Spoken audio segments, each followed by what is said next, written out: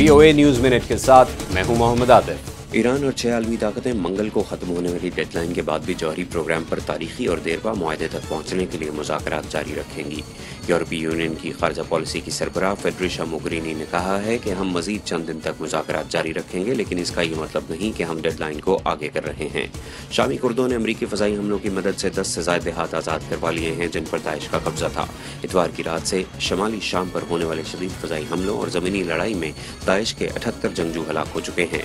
अमरीकी एहलकारों के मुताबिक फ़ज़ाई हमलों का मकसद रक़ा से बाहर लड़ने और कुर्द फोर्सेस पर वापस हमला करने के लिए जंगजुओं की सलाहियत को कम करना है।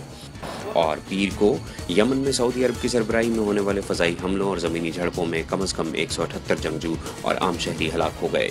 आम शहरियों और हौसी मीडिया के मुताबिक 3 माह पहले शुरू होने वाले अरब फ़ज़ाई हमलों के नतीजे में ये किसी एक दिन में होने वाली सबसे ज़्यादा हलाकतें हैं।